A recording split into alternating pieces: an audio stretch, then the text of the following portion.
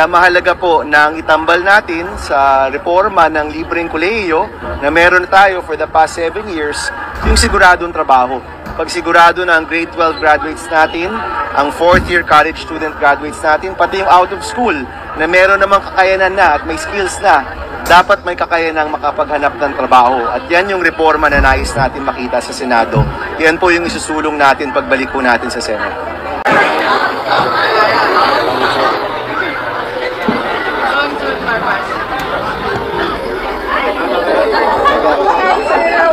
Hi everyone, gandang umaga. Ready to go? Sir, camera sa lang. Sir, ano po yung isusulong natin sa inyong pagbabalik? Well, mahalaga pong maibalik po natin yung pondo para sa edukasyon. Isa po tayo sa mga pangunahing nagsulong ng libreng kolehiyo at yung mga reforma sa edukasyon. Kaya ang itutuloy po natin, mga reforma sa edukasyon, ang pagtatag ng mas palakasin pa ang libreng kolehiyo at pagkakaroon din ng siguradong trabaho. Alam ko po na ito yung hinahanap ng maraming pamilyang Pilipino at mahalaga po na maibalik po natin ang pondong ito sa ating pong larangang pang-edukasyon. Yes. Ano po specifically yung pagpamatatag ng free education? Yes. So currently, batas na yan, napasa natin yan back in 2017. Pero yung batas para sa libreng kolehiyo, may mga iba't ibang aspeto yan. Yung libre sa ating mga state university at local university, yung scholarships sa mga private universities at yung libreng pabaon, yung tulong sa mga estudyante natin pagdating sa pagkain, pamasahe at marami pang iba. And this year, mapapansin natin sa budget, nabawasan itong batas para sa libreng kolehiyo. 3 billion pesos yung binawas dito habang alam natin napakaraming kabataan ang nagnanais na makapagtapos, nagnanais ng tulong para makapagtapos sila. So gusto ko natin makita na fully funded, fully implemented yung programa natin at wala dapat ahad lang sa mga kabataan na nais makapagtapos sa ating bansa.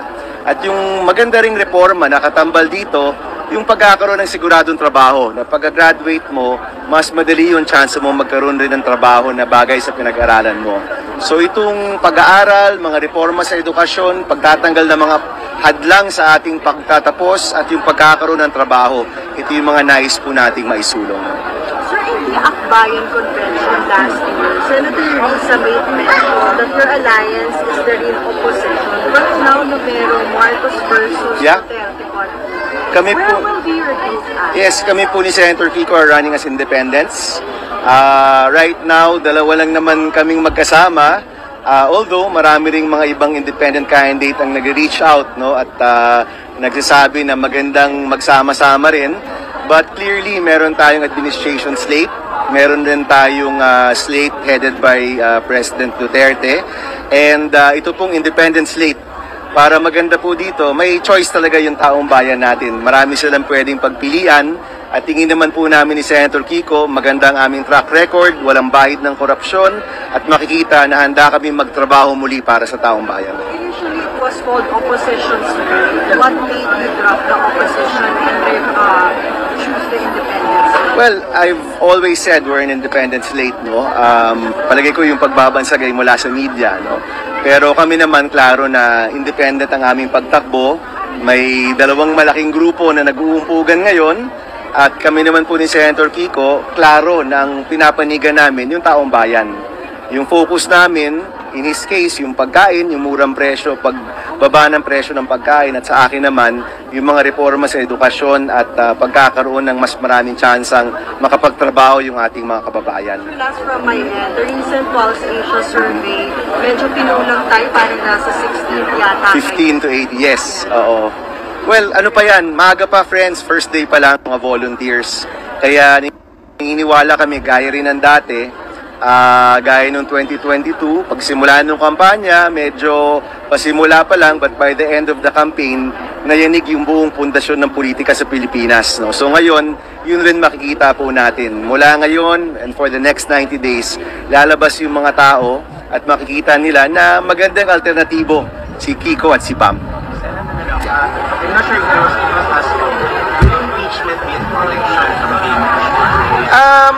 Palagay ko issue siya sa mga politiko. Yung mga alyansa ngayon ay parang yun po ata yung nagiging isa sa malaking bagay. Pero honestly, galing akong Zamboanga, Nueva Ecija, Tarlac. Hindi siya issue nung mga kababayan natin. Ang issue ng mga kababayan natin yung pagkain, yung kakulangan ng tulong sa edukasyon, pagkakaroon ng mga limitadong trabaho na pwedeng makuha, yung ayuda na hindi binibigay ng patas. Yan yung mga, pag umikot kami, yan yung binabanggit ng mga tao. So palagay ko yung impeachment, mahalaga siya sa mga partido, mahalaga siya sa mga politiko, pero pagdating sa taong bayan, ang hinahanap pa rin nila, yung mga taong magtatrabaho para sa kanila, yung mga issue na mahalaga sa kanilang pamilya at mahalaga sa kanilang pang-araw-araw na buhay. Mention it in their campaign speech. Well, I've already said, it seems like pag umabot na tayo sa Senate, we will be a judge. At siguro yung nararapat na gawin ay maging fair. Tingnan yung ebidensya, huwag kumiling sa kahit anumang partido. At siguro nga, maganda na may mga independent dun sa Senado. No? Kasi ang nangyayari, kapag may partido ka na, parang nagpi-prejudge ka na eh. Diba? Pero yung independent, kaya talaga tingnan yung ebidensya, kaya tingnan kung anong ipapresent ng prosecution siya ka ng defense at gagawa ng desisyon base sa ebidensya, hindi base lang sa politika o base lang sa kaibigan. No? So, maybe with this impeachment, maganda nga na may mga independent senators tayo. Yes. Ito po. Oo. May criticisms na hindi siya ang goal makapag-provide. Yes. jobs. Oo, tama naman. Kahit hindi parang kahit senior high lang, hindi na mag-college, parang sir, hindi kasi medyo hindi nangyari sa akin. So, anong stand sa K-12 sir? Opo. Or should abolish yung Kailangan po talagang reformahin ang K-12. Ang pangako ng K-12, kung graduate ka ng grade 12, hindi ka nag-college, pwede ka na magkatrabaho, employable ka na. Pero alam ho natin na hindi ito nangyayari. No? Marami sa mga grade 12 graduates natin, hindi pa rin sila makahanap ng trabaho. At palagay ko rin, ito yung pinakapangunahing batikos sa K-12. Yung pangarap niya, yung pangako niya, hindi naman natupad.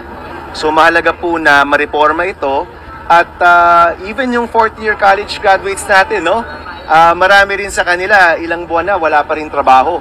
Kaya mahalaga po na ang itambal natin sa reforma ng libreng kolehiyo na meron tayo for the past 7 years, yung siguradong trabaho.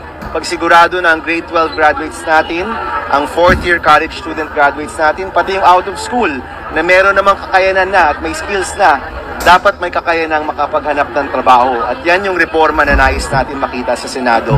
Yan po yung isusulong natin pagbalik po natin sa Senate. Okay guys, salamat. Thank you everyone. Welcome to Team Sam TV, your channel for the latest news updates. Here, we break down the biggest stories from around the globe, covering everything from breaking news to politics. Whether you want to stay informed or just catch up on what's happening, we've got you covered. So, don't forget to subscribe and hit that notification bell so you never miss out on the latest news. Join the Team Sam TV family, and let's explore the world together, one update at a time.